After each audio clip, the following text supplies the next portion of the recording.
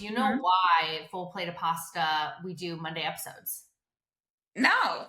We did it because I was like, Sunday scaries, people like have all this anxiety. I want them to have something that they can enjoy and look forward to on Mondays as they're like going to work or starting their day or kicking off. I was like, start off with something that like fills their cup. So I was like, oh, we're gonna like do like feed your soul on Mondays. I love that. I get the notifications when they upload, and I was about to guess, is it because most restaurants are closed on Mondays and you want to fill in the Oh, gap?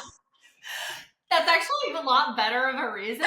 But no, that's not. That's really sweet. I'm really glad that you like listen to the podcast, Jess. I'd be so sad if you Yeah. did not. But Oh. okay, I actually do want to ask you something because I know the answer and I think a lot of people do. But can you tell me your definition of Sunday scaries? Ooh. Okay, I'm getting anxiety just talking about this because it's so real. It's Like, so real.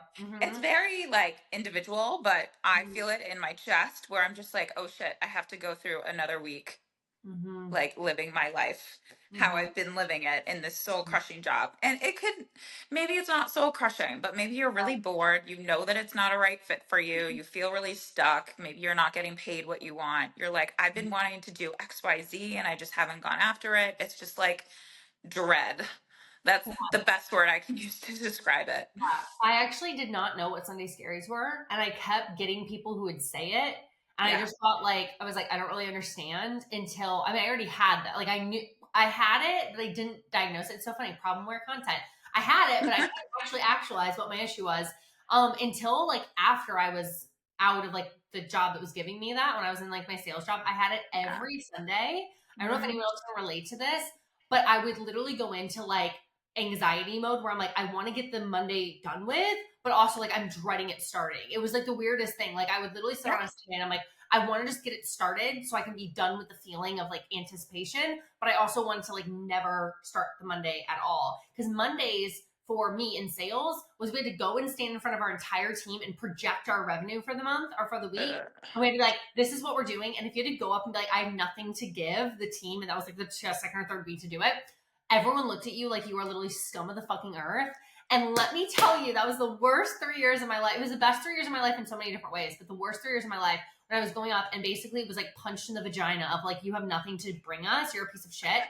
And I did that for 3 years. And then I ended up just having more like, oh, like annoyingness of like, I hate my job. But then now Yeah. as a business owner, I don't have that. And yeah, it's just like a really interesting to think about like, what that term is because I think people talk about it all the time, but I've never actually asked someone like what their definition of that is. Yeah, it's that. And then, like, what you're describing too, I'm just thinking survival mode. Like, you just want Mm-hmm. to get it the F over with. You're like, how do Mm-hmm. I do this as quickly as possible while still, Yeah. like, having a job and having Yeah. income to pay the We need bills? money. We need to make money to It's, survive. I'm like yeah, so fucking happy. I don't know if I've ever told you this, but I love career coaching and anything in the like personal you development, have. Yeah. your values space.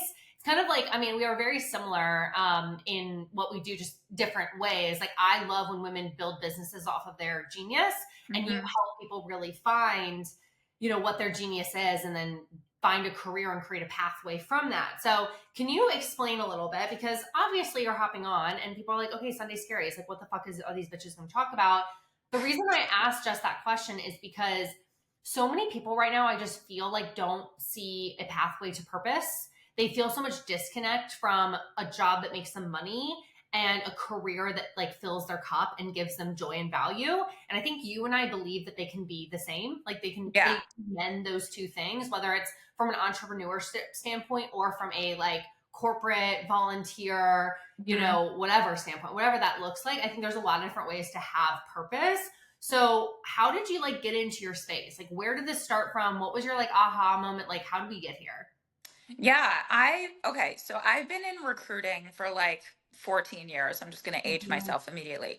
And It all seems kinds of so environments. long. Wait, when you said 14 years, I was like, that's a fucking long ass time. It's a long time. I'm like, how did that What? happen? How old are we? Oh my I know God. I look like I'm 25, but it happens. So manufacturing, engineering, ed tech, nonprofit, like the whole gamut. And like, there's this phrase in the recruiting industry that recruiting is recruiting, meaning like if you could do it for one, you could do it for, it's the same thing over and over again.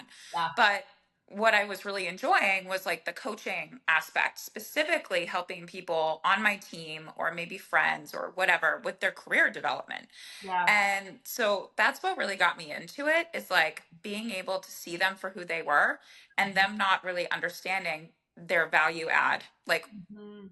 I'm like, you're missing all of these pieces. And so maybe it's a mindset shift. Maybe it was like, you're not marketing yourself Mhm. enough to this level. That's the only difference here. So just being able to see that transformation in people and help them, I was like, I need to make this an actual business, because this is what I love most about my job, not the actual recruiting. Like, that's great, but like, Mhm. this is the piece that really lights me up. Yeah, well, I think that's actually extremely important because one of the things that I hear a lot is how can I make money from something I love? Like, I Hmm. think we've been trained to look at jobs as jobs. It's like, it's labor, it's hustle. And I think those things are true. Like, Yeah. my job is labor and hustle and like all this is fine. But when you are doing something that you love, I know everyone says it, like it doesn't necessarily feel like a job. Like I Yeah. do what I do on a daily basis, but it also 99% of the time is extremely fulfilling. And for some reason in our society, I think we've looked at like passion and profit as two separate things. And I really, again, I do think that those can be similar. So can you talk to me a little bit? Because I actually really like love this topic. I really want to know how you can be paid in a very good way, like great income from something you're good at. Like, do you feel like that comes Mhm. from just being it's because you're so good at it? So, like, you're going to excel quickly? Is it that things that are, really passion driven have a lot of profit behind them? Like, how do people find wealth with like personal development wealth and like happiness in their job? Like, how do we blend those two things in a successful way? What does that look like? Yeah. So it kind of comes back to, I want to just talk about how do you make money, first of all, because I Mhm. don't think everyone understands this. Mhm. Whether you're selling a Snuggie, if anyone remembers those amazing things that I never Wait, got, Snuggies, I forgot about those. I love those. I've never those had made one, but I always millions. want them. Yeah, those Millions. made millions, Mhm. maybe billion. I don't know. It made a fuck ton of money. You can make money out of everything, but like, that's my analogy. But the key is like, what does that person or what does your audience actually value? Like, what Mhm. do they need from you to Yeah, feel like this is the missing piece, or yeah, this would be very valuable? And then that's what you go after. It that is, I just want to simplify it for everyone, because literally you're exchanging value for money, and mhm, how you position that has a big effect on how much money you can make, but yeah, also the impact that you can have on those mhm, people. Like, there's different ways where you can make it even better for the client, give them even better results, and catapult them not just into what they want now, but in the future. So I just want to like start there with the basics, like yeah, value exchange for money. That's mhm. literally all that you're doing. So true. So I think we're I think we're kind of brainwashed from like elementary school to be like, we have to take this path and we're being a good little girl and like we're going down this road, and like nothing is wrong with that road at Yeah, all. Like, you and I talk about this too, about like entrepreneurship versus working in corporate or whatever, mhm, like a company. Nothing's wrong, but I just want everyone to like zoom out and be like, what's actually right for you, and what needs to align. So it's just getting clear on where is that value that you can add, because I, like, you say this a lot, like, you have it, you have something. It's just about half of the battle is figuring out what that one thing is, but the other half is making it really authentic and unique to you. And then yeah, it's just about, what does the delivery model look like? What are you actually giving them? Like, what do they need? What's going to make it the most effective, and going from there. So yeah. That's that's actually my like so important how you simplify that. I'm like a big simplification girl. But it is really true. When people think about like starting a business or being really good at what they do, we go really wide. We're like, I yeah. have to do all this stuff to be valuable, when actually being so intentional about like, this is what I do, this is the value behind it, and keeping it simple. Hmm. The same thing I think with like interviewing or going to corporate if you're not doing like a business. When I go in and I would interview, because I will call myself a very good interviewer, it's been a minute, but Hmm. I can interview well. I always was like, what is the number one thing that they need? How do I make myself the best at that thing? Even Yeah. though they might have 50 different goals for the company or whatever they're looking for, if they're like, oh my gosh, we need to do this, I'm like, I'm the only person that can do this at the level you want. It literally wipes out the competition. And it makes Yes. me so valuable that everyone's like, I have to have Ashley. I have to have Ashley in this. Like the other areas, she'll figure it out. She'll put them together. But this is like Hmm. what we need. And I think that's what we overcomplicate in business and career is when we are focused on business, it's like, especially like business coaches, right? Like I've been talking to a lot of business coaches recently, and they're like, I Yeah. don't want to help with offers. I don't want to help with sales. I'm not good at that stuff. I want to help with content. Like I'm a content king. And I'm like, then why the fuck are you marketing yourself as a business coach? Market yourself as a content expert. If you are amazing at offer development, then be amazing at creating signature 7-figure offers. Like there's a demand for that, but we always want to go wide because we think that means more value, but it actually muddies our value. And I think it's the same thing with when we're good at careers. Most people that are at high levels, at least what I've seen at CEO roles or executive roles or highly paid management roles, they are exceptional at something. Like they hire Yes. that executive because they are like amazing at turnover management, or they are incredible at team development, or they are amazing at product awareness, and they're coming in from a marketing standpoint. Like they aren't necessarily a jack of all trades. They're an expert in that one thing that is so fucking in demand that everyone needs it, you know? Yeah. It's so ironic because you think like the more that you can do or the more areas you have knowledge Mhm. in, the more valuable you'll be. And like no one cares because they're Yeah. like, yeah, I know a little bit about everything too. Like, look at Yeah. me, look at you. Mhm. Like, cool. But Yeah. like, what is that one problem where you need the expert? You're not going to go out to a plumber and be like, oh, you've kind of like plunged a toilet or two. Cool. Me too. Like, I just, I'm an analogy girl, so you're going to hear weird ones. But Mhm. like, they don't understand how valuable that is. Like Mhm. the expertise. You just Yeah. need one or two things to be like, this is my niche. I'm your go to. And I think part of it's a scarcity mindset. You think there's no freaking way I can make money on that. And then you look like just Google, do a really basic Google search, and you'll see all of the businesses that make money are really specific or Mhm. really small things that you're like, how? Yeah. And yeah, it's Yeah. it's just the Mhm. opposite of what people would think. Yeah. I had a company, I remember I used to cold call them, and their entire business, they made millions. I mean, like not a Yeah. massive company, millions and millions and millions of dollars, and they sold like nuts and bolts. And I was like, but they were amazing at it, and every company, like no one wants to sell that. It's boring. Hmm. Do you know what is her name? Cody Sanchez, and she always talks about like Yeah, businesses. She's the so boring accurate. business. We Yeah. always think like, I mean, this goes way in a totally different direction, but it is interesting, like laundry mats and some of those like not so exciting businesses. Like I love my dry cleaners. I talk about them as if they're my best friends. They know that they're my best friends. I go up, they're like, "Hey Ashley, I love your suits this week," whatever. Especially when I was in corporate, I was always sending suits in. But I dry clean anything that was expensive because I don't wear anything nice anymore. And I go up and I'm like, I love this place, and I see the volume, and I'm like, this Mm, place must make so much money. They don't yeah. have massive overhead. They have a very lean team. And they have their location. I'm like, outside of that, I'm like, what? They don't have, I mean, they don't have tons of expenses. So I'm Yeah. like, this place must make so much fucking money. They charge really well. People drive up, they drop off their shit, they come back. It's so fucking easy. And I'm like, this business, like, could I get into this business? Like, I think about this, like, they're so amazing at what they do. And it's like very specific, very niche, very in demand. And I think that's what people need to be better at when it comes to like their career or their business is like being good at the thing that you're good at, not necessarily having to go wider, but going deeper, because that's Yeah. what people invest in is specialists and experts, not generalists. So I think that's Hmm. like an important topic. I actually want to ask you then, when you started your business, like what was that transition like? Like, how did you find that thing in business? Because I think that was a really, actually very hard for you to do when you went into business, kind of like get back to that is like, how do I focus on my specialty? Because you didn't want to do like, I'm going to get you the job. You actually wanted to focus more on the beginning stages of the clarity around alignment and, connection to what your purpose is to even get in a position to get the job. And so I thought that was, you did that very well, but that was actually a shift that you had to come into when you were starting your journey in business too. Yeah, I think it's a trap that we all get into that it has to look a certain way, or you have to do the part that you think other people are going to be the most interested in, Yeah. or maybe, oh, they're going to value this more. And you're making all these assumptions that aren't true. Hmm.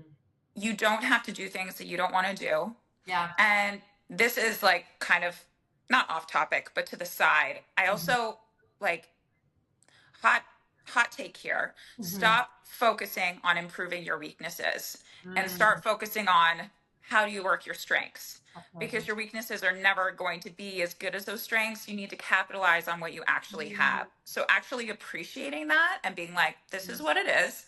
Now how do mhm. I, where do I go from here? Yeah. So I realized, like, yes, I'm good at those parts, like salary negotiation. I could go down that rabbit hole. I have a Mhm. story there.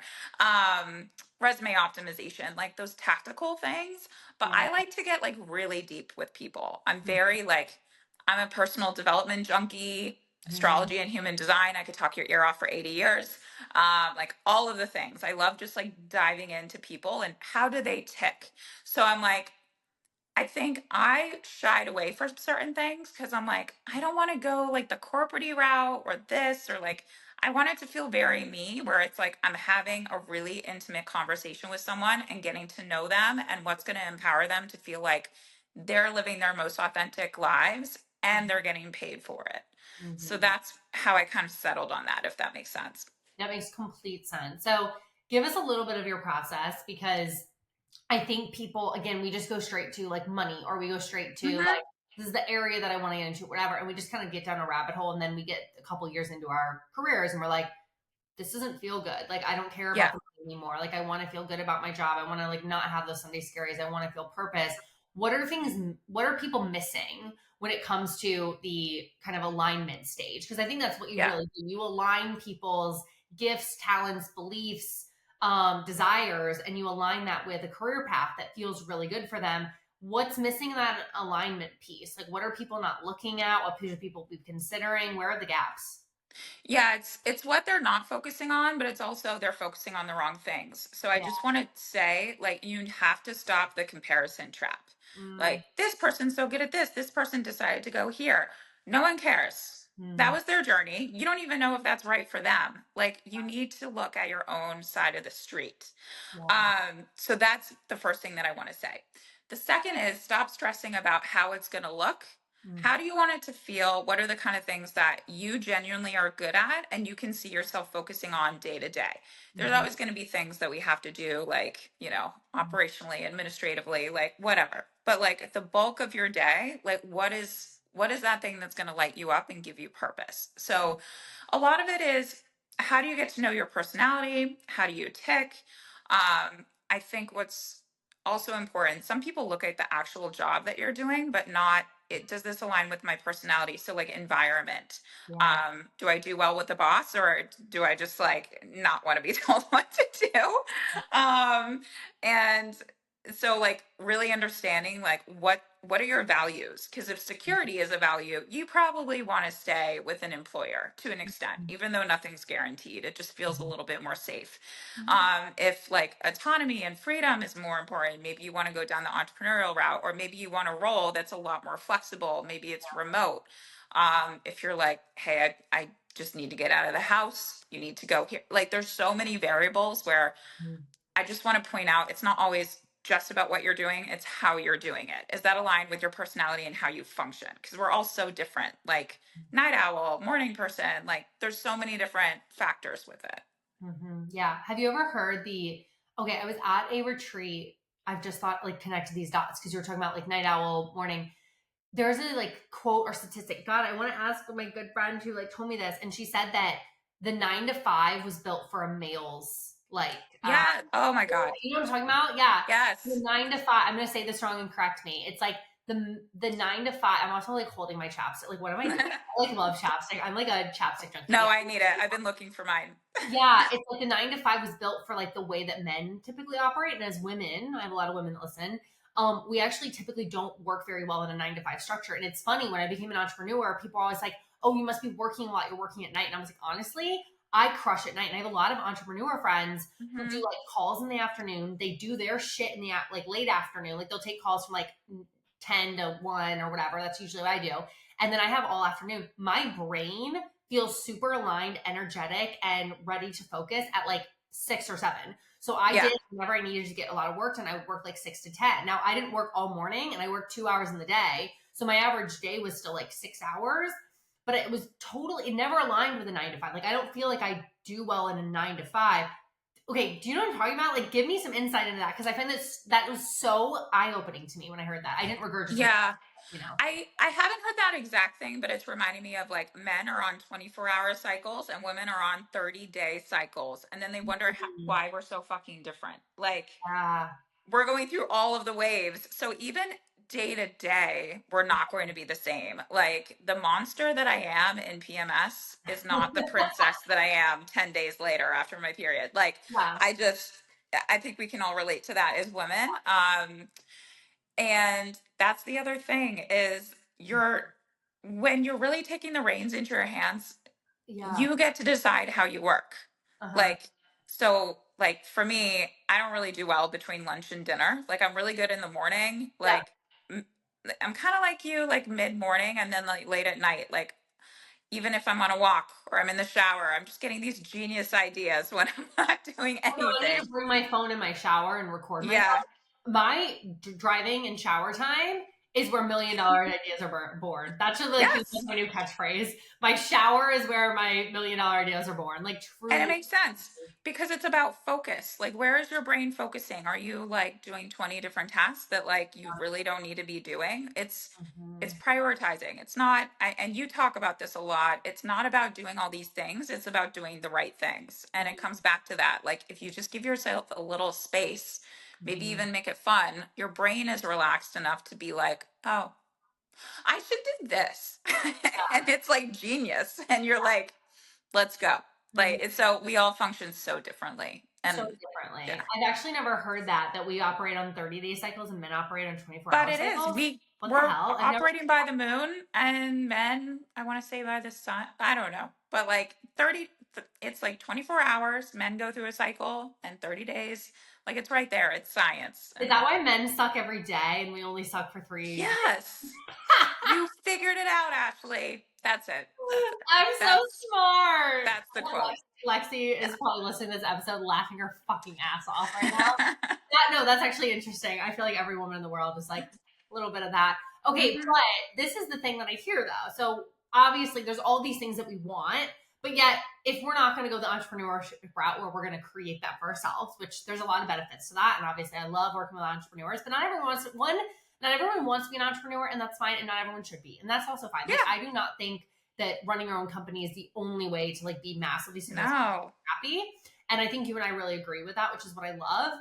But then, so people then think, okay, this is what I want. This is where I'm at. How do I get there? And the number one thing I think people struggle with is like, how do I take my existing skills and make them transferable? How do I change Mhm. industries? How do I market myself in something that has nothing to do with what I've done? I feel like I can answer this because I always like struggled with this. I was like, I don't understand. Like, you can make it like you can take that and you can make it valuable, but people struggle with this. So can you give us some like tips or insight in, if I want to pivot, how do I do that where my current value can be shifted to be just as valuable in a completely different niche, completely different industry, completely different career path? What does that look like?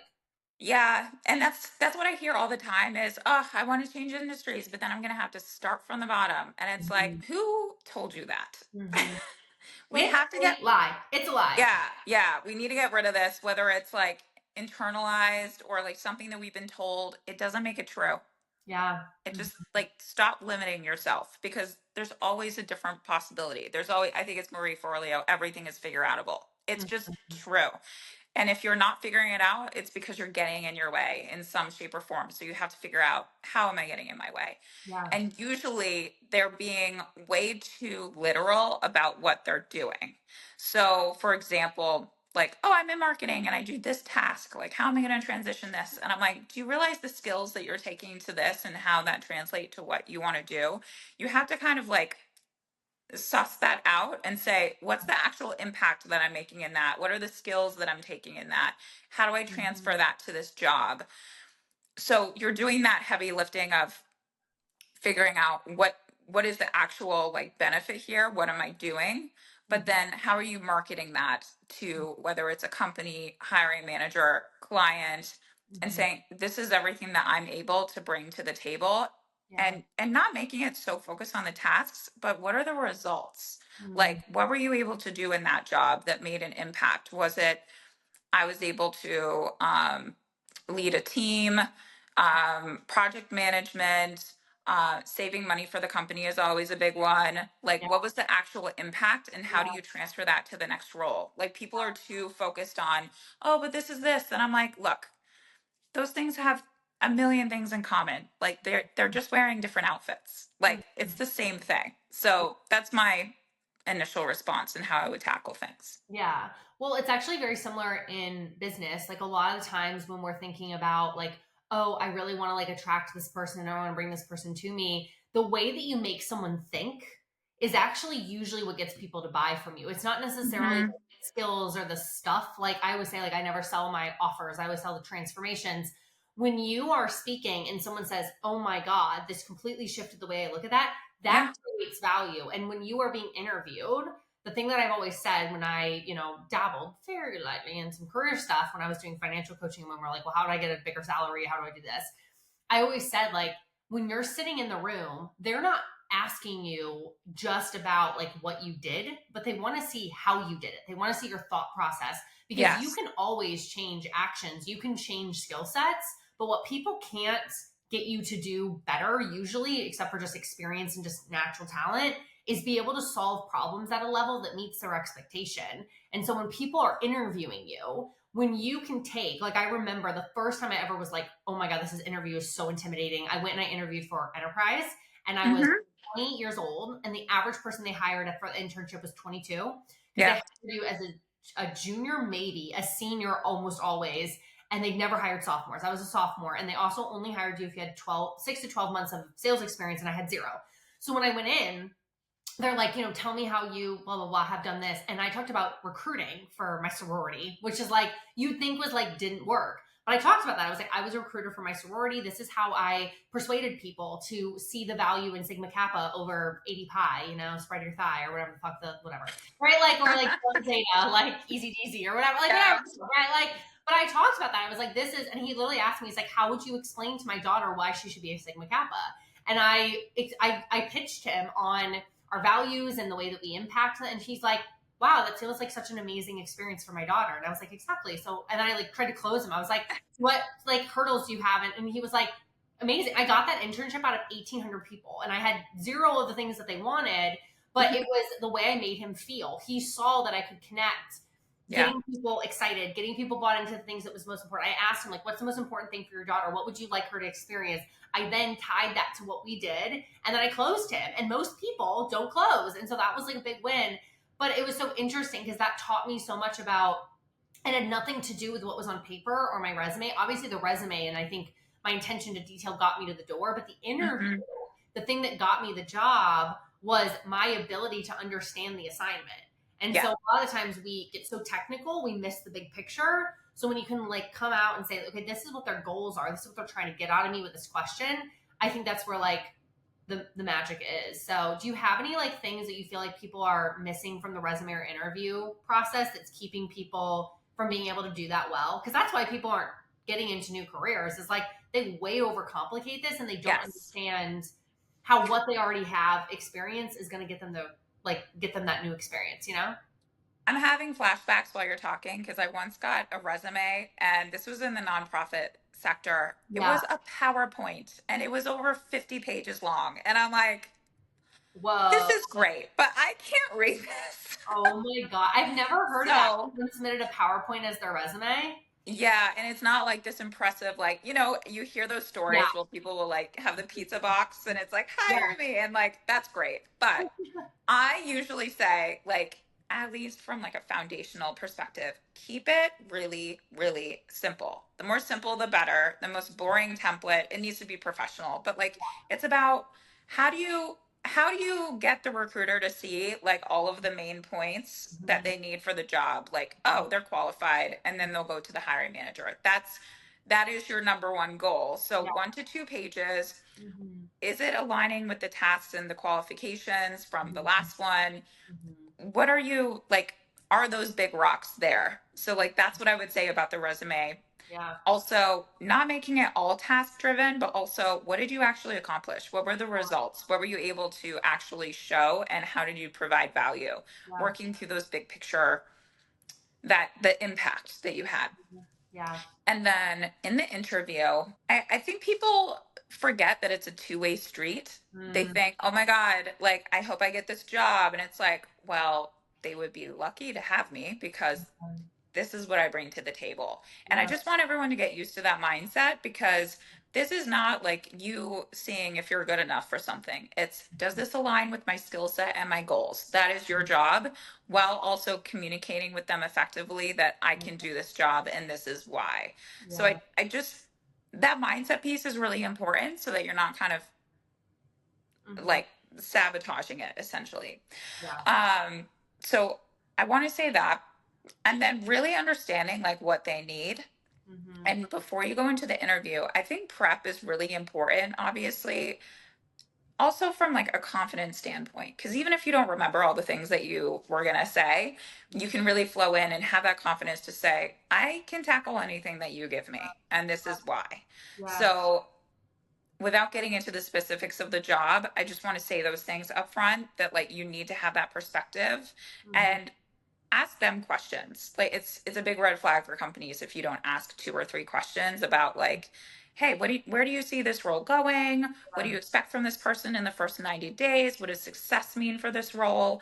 Hmm. But also get a feel for who's interviewing you and what do they value and how do you tie that back to your skill set. Yeah. I remember someone gave me this tip where someone said at the end of the interview, you should ask them what keeps them from hiring you. And I've asked that in every role. Now, some people don't Yeah. like that. I'd be curious of your thought. But I've always been in sales roles. So, like, I don't know. I feel like the bigger the balls you have, the more likely you're going to get the sales job. But I would Yeah. always say that. I'm like, okay, so based on this interview, like, what gaps have you seen in my ability to perform this at the level that you're expecting? Or like to fill this role and exceed your expectations? Like, what does that look like?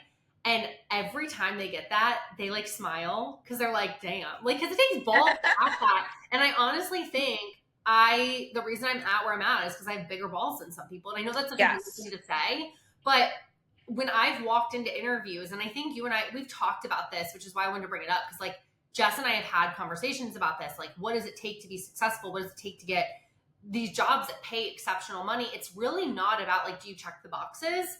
It's Hmm. when you walk in, are they like, dang, this person gets it? Like they understand. They need Yeah. to feel like they understand what I'm needing. I understand what they bring to the table. And there's a collaboration, there's a connection there. Or like, this person is meant to be in this role. When you facilitate that experience, that's what gets you the job. And so when I ask that, it's not to be like just to get the information so I can handle an objection, salesperson in me. It's also to have them be like, look, I care about getting this. I want to know what I can do better, because you can train that person to continuously fill that gap. They don't have to be perfect when they get to you. Yes. You have to understand that they know what those gaps are so that they're committed to filling them. Because that's the why people hire specialists, because they're so good at that one thing that's hard to replicate. The rest of it they can learn. The rest of Hmm. it can tie together. It's the same thing with anything in business too. So I just want to share that in case anyone wanted that tip. I've always asked at the end of an interview, highly recommend. Me personally, I'd be curious what Jess says. I've always asked, like, okay, based on this interview, is there any reason I wouldn't get this job? Is there any reason that I don't fit the needs and details that you're looking for in this job? Like, do you think I can meet expectations or exceed expectations? Do you have any concerns with me? And they're always like, okay, like they like take that. I don't know. So I don't know if you have any thoughts on that, but I've always asked Yeah. that in my interviews. I don't think there's any downside to that. Make sure you're asking that to the hiring manager and not the recruiter, because it's Yes. like, Yeah. I Yeah. think that that's important because they're going to know like exactly what that is. Um, Another thing that I'll say is, while Ashley's saying this, like, you might get scared to do this because you're like, well, what if the company is like scared off? And I just want to like fight, like, ask back, is that the company that you want to work for? Yeah. Does that align with your Yeah. values, your personality? Are you just going to be paper pushing? Are they really about like, hey, this role is going to Mm-hmm. be Mm-hmm. actually like Yeah. somewhere where you're making an impact? So I don't think that there's downsides. And just along those lines, like, I just need everyone to remember, like, we talk about the wage gap a lot and all of these things that are like important, but I think what we really need to understand is you don't get what you want. You get what you ask for. Mm, 90% of the time. So I just want everyone to kind of take back the reins in their career and stop waiting for someone to notice them. yeah. What do you want? What do you have to do to get their attention? How do you provide the value? That's Yeah. what I would say. Because like I wouldn't be where I am in my career. Like I remember I was like really tired of being underpaid at my last job, and I was like having a mental breakdown. This wasn't when I was living in Jersey and commuting to Manhattan, and I was on the rooftop in Manhattan. It was like out of a movie, and I'm just like crying and yelling to some friends, Oh just my completely God. bitching about it. I'm like, I don't know what to do, and I'm like, you know what? I need to do this. And I actually, this is a long story, but I was in a hotel that night and I couldn't sleep because like I cannot sleep when I have something on my mind like that. And I just get out my computer and I start creating a PowerPoint because I knew that my manager's manager really cared about PowerPoints and storytelling. So I'm like, I'm going to tell a great story. This is what me and the team have been able to do. This is what we're going to do. And then I ended Mhm. it with and I would like this salary to get when I'm doing it. It was very ballsy and I overshot it, but in terms of like what I was asking for, but you should because then you can land in the middle. And I was able to Yeah. get $30,000 extra a year. I was able to go into the six figures. Like it was life changing. Yeah. What do you risk by doing that? Absolutely nothing. They could say no. Who cares? Mhm. But like the fact is, like they're not just going to give that to you because they're like, they see that you're doing a great job. No, you need to say, this is what I'm doing. I know that you need me. This is what I'm worth. So I just share that as inspiration because really your whole life, like, yes, I obviously worked toward that, but it can change overnight. Damn, what a story. I freaking love it. Oh, I love it. I love it. I feel like we talk about so much with interviews and resumes and all this. We'll have to go back have you come back at some point for the tactical. But I Yay. think a lot of people are probably listening thinking like, I don't even know where to start. I'm feeling a little bit lost. I want some Yeah. clarity. You are like the leader when it comes to career clarity and like alignment with where you want to be and where you're at right now and how to get there and how to like create value in what you're already doing that's going to be transferable to where you actually should be into the career, Mhm. into the niche, into the industries that are going to like light you up and make you feel value. So if someone was looking to find you, Jess, if someone was looking to connect with you, where can they connect with you? How can they reach out? Give us the goods. Yeah, right now I'm on Instagram quite a bit at Jess Cockerham, and you'll probably find that in the link. I'm also on TikTok. I don't know how long. We'll see. Okay. I'm As trying to long as keep it it's here. simple. Yeah, yeah, yeah, exactly. Yeah. So just shoot me a DM on Instagram. I'd love to support you. I've done some individual coaching, but I'm also going to be launching a group program in March. So keep an eye out. Really excited. I love it. Just thank you so much. You gave me so much insight. Like this was so much fun. Just to, like go back. I haven't interviewed obviously in a hot second, but I think when you feel power in the value that you have and you're able to translate that into, you know, a powerful resume that gets you in front of the right people and an interview that leaves people saying, I have to have this person. And on top of that, you know you're in the right career Mhm. or you're aligned really with what you're meant to be doing. I just don't think there's anything like that. It was so much like purpose. And I think what you're doing is incredible. So thank you so much for coming on the podcast. Thank you. Yeah, everything starts from that. So like that's why I'm really passionate about it. Like you can take all the action in the world, but you need to know what you're going for and Yeah. why. So really happy I could be here. Thanks for Oh, having me.